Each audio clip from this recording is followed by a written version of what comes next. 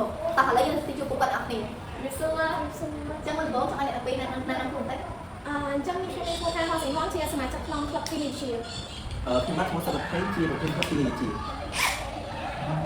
chắc xong xua từ hai môn trong năng thang được không club kinh chia đó nhưng men là cái phản đại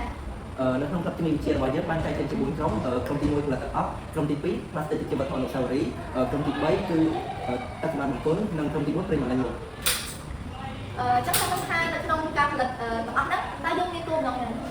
nó không cao là tập ấp nắng cứ miếng tuần nó trong rốn sắc đây tôi chật khang thì sao kinh nghiệm chia tham gia các cái tập sẽ cả sao là bom ăn vót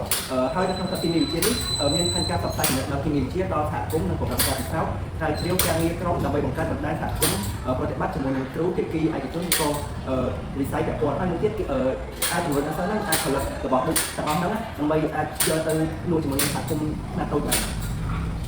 còn cho ta năng thang được không cam lịch ở từ này ông mà này không cam lịch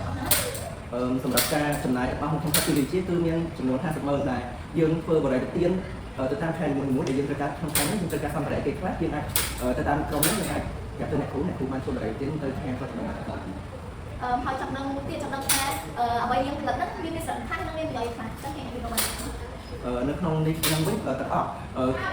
គឺយើងមានសារៈសំខាន់ត្រង់ថាយើងអាចទៅប្រកួតប្រជែងជាមួយនឹងស្តាប់ក្រុមហ៊ុនធំបានហើយយើងអាចស្វែងរកសមាមាត្ររួមគឺ30 70ដែរគឺជា top note ដែរពីច្រើនទាំងអស់អាចប្រើពូហ្នឹងយើងប្រើប្រាស់ចាំតែពេលសម្រាប់ប្រិយមិត្តមួយវិញគឺនៅក្នុងសហគមន៍យើងដែលគាត់ឃើញថាក្នុងសហគមន៍យើងនេះមាននៅការកាត់ជំងឺគ្រុនឈាមច្រើនអញ្ចឹងអាចបណ្ដេញមុខដែលខ្ញុំឲ្យមនុស្សកាត់ជំងឺគ្រុនឈាមវិញច្រើនហ្នឹងដល់ពេលតែសម្រាប់បង្គន់វិញដោយនៅក្នុងសហគមន៍យើងឬក៏ក្នុងប្រទេសយើងអត់ទាន់ទៅមានការបង្កើតទឹកសម្រាប់បង្គន់នេះអញ្ចឹងយើងបង្កើតទឹកសម្រាប់បង្គន់នេះអាចទៅប្រកបផ្សេងជាមួយនឹងផលិតផលរបស់ខាងស្រុកក្រៅហើយមួយទៀតគឺ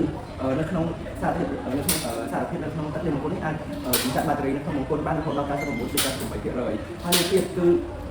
plastic ជាវត្ថុអនុស្សាវរីយ៍ដោយពួកគាត់ឃើញហេតុផលអេកូណូធំໄວគឺអេកូណូធំគាត់នោះគឺដោយសារតែគាត់ឃើញអា plastic ដែលចោលនៅក្នុងសហគមន៍នៅក្នុងប្រទេសយើងនោះកើតឡើងពីខ្លាំងអញ្ចឹងគាត់អាចយក plastic ហ្នឹងយកមកកែច្នៃមកធ្វើជាផលិតផលប្រើប្រាស់ផលិតផលអនុស្សាវរីយ៍ក៏ផលិតផលប្រើប្រាស់បានវិញអរគុណហើយឥឡូវចូលដល់